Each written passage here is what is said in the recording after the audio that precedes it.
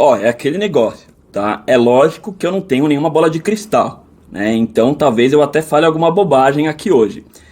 Mas se eu tivesse que apostar, eu apostaria que você costuma ficar meio desanimado aos domingos no fim do dia. E nem é só por causa do programa do Luciano Huck, mas é porque já tá ficando perto de chegar segunda-feira. Se eu tivesse que apostar, eu diria que você é aquele tipo de pessoa que só sente que está aproveitando a sua vida de verdade nas suas férias, que só acontecem no máximo 30 dias por ano. Eu diria que você, ou pelo menos várias pessoas ao seu redor, estão vivendo à base de antidepressivos, que acabam inclusive nem sendo tão eficientes assim em combater esse vazio existencial. Eu apostaria que talvez você até esteja feliz com a sua vida profissional ou com a sua vida financeira. Talvez você esteja feliz com a sua aparência, com o seu corpo, com o seu relacionamento, com o tempo que você passa com os seus amigos e com a sua família. Mas na grande maioria desses aspectos, eu apostaria que você se sente um tanto frustrado. Bom, se você se identifica com alguns desses aspectos, eu tenho duas notícias para você. Uma é boa e a outra é ruim. Tá? A boa é que você está numa posição privilegiada. Tá? Todas essas questões que eu mencionei, elas enquadrariam naquilo que a gente chama de first world problems, né? Na real, se você tem o que comer hoje à noite, isso já é um baita privilégio, né? Você tem muita sorte. Isso não te deixa feliz? Como assim você não está feliz? Bom, a notícia ruim é que provavelmente as dietas milagrosas do Instagram não vão te ajudar, tá? Pode jogar fora aquela sopa da Luciana Gimenez. Aliás, pode jogar fora os seus livros de autoajuda também, aquele coach financeiro, as suas resoluções de ano novo. E ó, talvez nem a psicanálise seja capaz de te ajudar, porque o buraco é muito mais embaixo. O buraco é mais embaixo porque essas coisas são parte de um problema social. E essa é a razão pela qual nem é tão difícil fazer essas previsões. Mas talvez esse vídeo possa te ajudar um pouco. Vamos lá. Pensa comigo, se você fosse um escravo vivendo na Europa no século VII, você seria propriedade de alguém. E lógico que o seu proprietário seria obrigado a te sustentar, a te dar comida, a te dar abrigo, remédio, até porque se você morresse ou se você ficasse doente, ele tinha prejuízo. Agora, apesar de ter um dono tão generoso e de tão bom coração, se você tivesse oportunidade, você fugiria. Então, na maior parte do mundo, a escravidão só podia ser mantida na base da força, né, na base da imposição. Já no feudalismo, era muito diferente. O servo, ele não era propriedade do senhor feudal, mas ele estava preso à terra onde ele trabalhava de forma indissociável. E além disso, você tinha um discurso religioso altamente influente para manter e justificar esses estamentos. Né? Você é servo porque essa é a vontade de Deus. Se não fosse por isso, essa manutenção seria totalmente impossível. E lógico, né? Assim como na escravidão, o senhor feudal também tinha que dar para o servo as condições básicas de subsistência. Beleza, agora vamos voltar para o presente. Na maior parte do mundo, a maior parte dos trabalhadores continua vivendo numa condição muito próxima da subsistência. Apesar da produtividade hoje ser infinitamente maior, né, uma fração muito importante dos trabalhadores continua trabalhando basicamente para ter o que comer e onde morar. Né? Às vezes nem isso. Agora, olha que curioso. Né? Esses trabalhadores, eles são totalmente livres. Né? Todos esses trabalhadores terminam seus expedientes, voltam para suas casas e na manhã seguinte estão lá no trabalho de novo, por livre e espontânea vontade. A sociedade capitalista não exige que você mande um capitão do mato resgatar o trabalhador no fim do dia, nem exige a manutenção de um discurso religioso que justifique essa condição. O trabalhador vai, volta e, se bobear, ainda agradece o patrão pela oportunidade. Ou seja, se um senhor feudal ou um proprietário de escravos pegasse uma máquina do tempo e viajasse para o século XXI, ele ia ficar abismado. Né? É bastante provável que ele achasse que esses trabalhadores foram todos enfeitiçados. E, de certa forma, eles não estariam tão errados assim. É bem verdade que as nossas relações de trabalho Não são relações estabelecidas mais com base na força bruta ou no discurso religioso. Mas isso não significa que não existam determinações sociais violentas operando sobre essas relações sociais. E eu sei o que você está pensando, tá?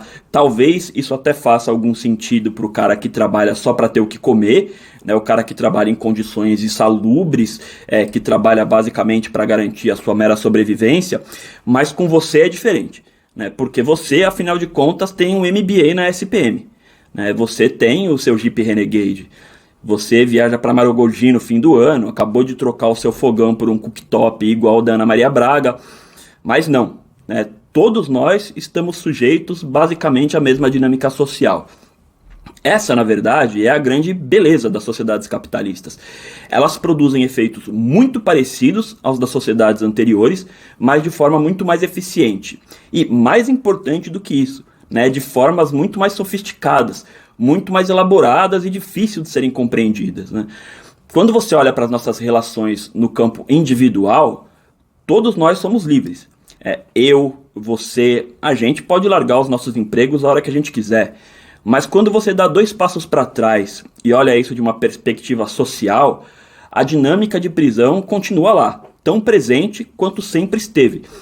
Isso porque, ao contrário do que a gente pensa intuitivamente, a dinâmica social não é só a soma de inúmeras relações pessoais acontecendo de modo independente. Da mesma forma, é impossível você entender alguns conceitos particulares do capitalismo se você não compreender o sistema como um todo. Por outro lado, você também não consegue compreender o sistema como um todo se não tiver clareza desses conceitos particulares. Só através de uma análise dialética para compreender tudo isso. Ou seja, as relações de exploração capitalistas são muito mais complexas e muito mais profundas do que elas parecem à primeira vista. Mas eu vou tentar aqui simplificar. Ou pelo menos vou tentar dar alguns exemplos, tá? No meu vídeo sobre o fantasma do comunismo, eu vou deixar um card aqui inclusive, eu tratei sobre algumas mudanças sociais que aconteceram particularmente depois da Guerra Fria. Mas essas mudanças, elas não foram só sociais, né? Elas também aconteceram inclusive no campo psicológico. Um livro que descreve isso muito bem é A Sociedade do Cansaço. Esse livro, ele vai descrever a transição de uma sociedade disciplinar, que é aquela sociedade de hierarquia rígida, né, descrita por Foucault, onde as pessoas se sentem vigiadas o tempo todo, desde criancinhas, né? Aí a professora batia na mão dos moleques com régua, né, mandava ajoelhar no milho, metia tapa na cara, ou seja, uma sociedade onde esses mecanismos de controle eram impostos pela negatividade, né? Assim, você não pode conversar na aula, você não pode chegar atrasado, você não pode tirar a catota do nariz e usar para fazer dreadlock no coleguinha da frente.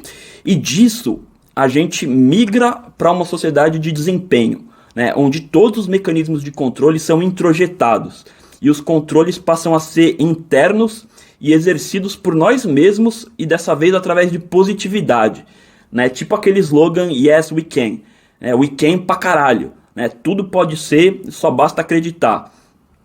É a sociedade onde o motoboy do iFood vai ser o empreendedor de si mesmo, né? A gente não precisa mais de estímulos externos dizendo pra gente o que fazer ou que horas chegar, porque as nossas cobranças internas, elas operam 24/7. E já nem é mais suficiente a gente superar os outros. A gente quer ser melhor do que nós mesmos fomos ontem, né? E amanhã ser melhor do que fomos hoje. A gente valoriza essa forma de ver o mundo e nem se dá conta de que isso é se jogar numa corrida que você nunca vai ganhar, né? Muito menos a gente percebe o impacto psicológico que isso tem na gente, né? E aí a gente vai seguindo nessa dinâmica de vomitar autoconfiança, né? Tipo aquela lógica de filosofia de academia, né? Que a mulher posta uma foto que ela tirou na Smart Fit com uma frase de efeito nonsense, tipo, siga em frente e supere os seus medos. Mas porra, tá com medo do que na academia, minha querida? Tá com medo da barra do supino cair no seu pescoço? Né? Tá com medo de demorar para tomar banho e pegar a frieira na virilha? Mas enfim, né? Esse acaba sendo um controle imposto pela positividade. né? E embora a sociedade da disciplina de Foucault já fosse uma sociedade capitalista, com esse exemplo a gente consegue entender muito bem como o capitalismo está sempre se modificando para tentar extrair da gente cada vez mais produtividade, mais desempenho, mais performance. E nesse sentido, essa forma de ver o mundo é maravilhosa, porque ela garante que a gente vá literalmente até o limite. O autor desse livro, A Sociedade do Cansaço, o Byung-Chul Han, ele vai chamar isso paradoxalmente de liberdade coercitiva, né? E é engraçado como ele traça até um paralelo entre essas diferentes formas de controle e as principais doenças de cada época, né? Porque na época da sociedade disciplinar, onde os controles eram externos, como eu falei, as doenças mais comuns também eram provocadas por agentes externos, né, por bactérias, por vírus. Mas hoje em dia, na sociedade de desempenho, as doenças são todas internas, né? É a depressão, o burnout, o TDAH, todas elas reflexos desse excesso de positividade e de cobranças internas, né? E é por isso que eu disse no início do vídeo que talvez nem sequer a psicanálise consiga ajudar tanto a gente com esses temas, porque a teoria freudiana, né, o aparato psíquico que Freud teorizou, ele é totalmente repressivo, né, ele é calcado em imposições. E, portanto, a psicanálise acaba sendo muito eficiente para tratar essas neuroses que estavam relacionadas à sociedade disciplinar do século XX, né? Parafraseando o Byung-Chul Han, a sociedade disciplinar produzia muito louco e delinquente, né? A sociedade do desempenho produz depressivos e fracassados. E a verdade é que ninguém sabe muito bem o que fazer com esses depressivos e fracassados, né? E talvez, sinceramente, ninguém nem queira fazer nada com eles.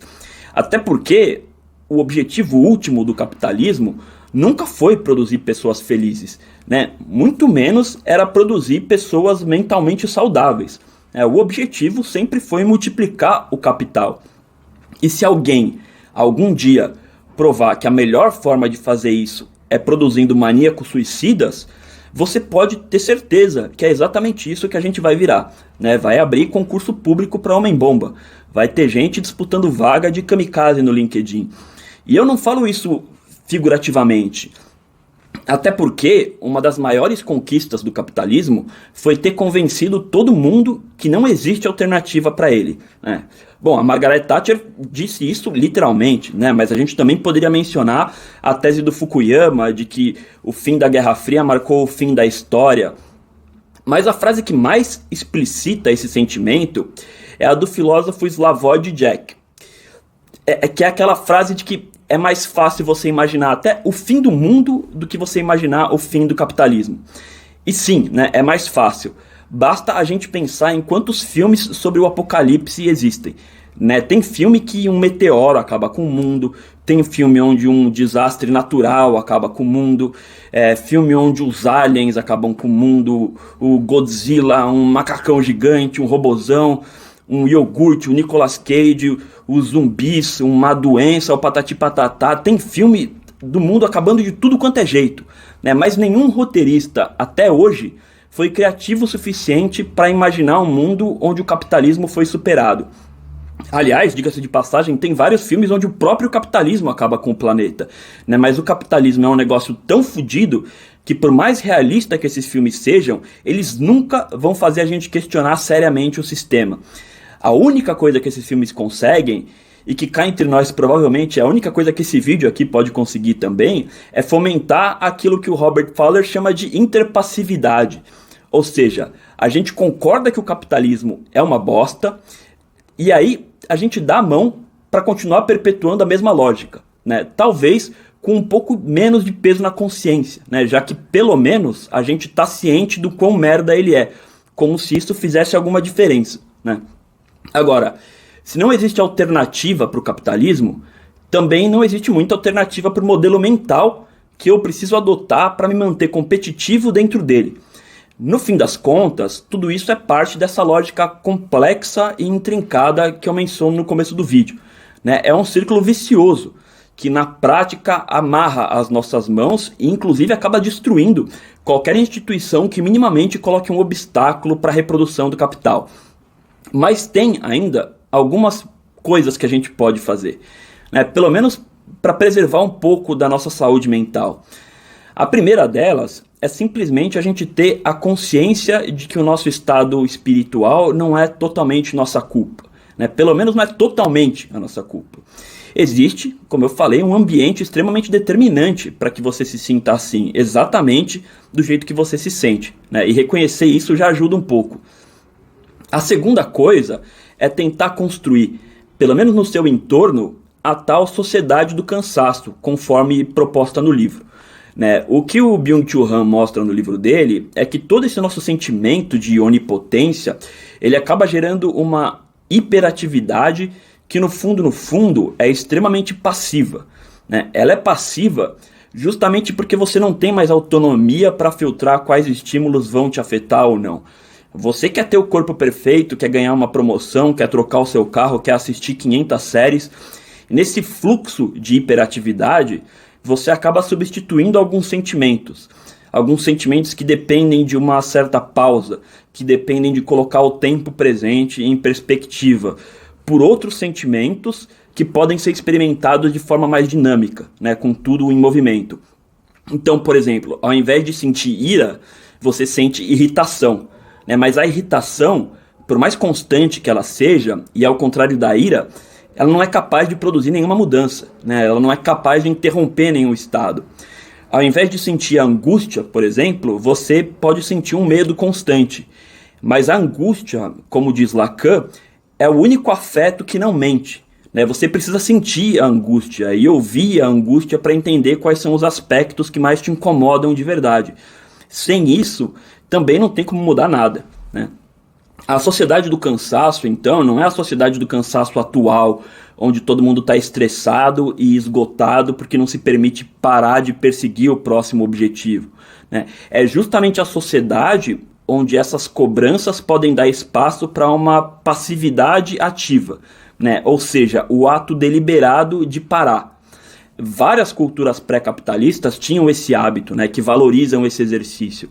É o caso da meditação zen nas religiões orientais, é o caso do sabbat no judaísmo. Eu sei, por experiência própria, que é muito difícil você conseguir reservar esses espaços em sociedades capitalistas, né? E eu sei muito bem, por experiência própria, que nem sempre é possível. Mas vale tentar. Então, vê se para de seguir aquele coach financeiro e se inscreve aqui no canal. Aproveita para dizer se tudo isso faz algum sentido para você, tá ok? Beijos!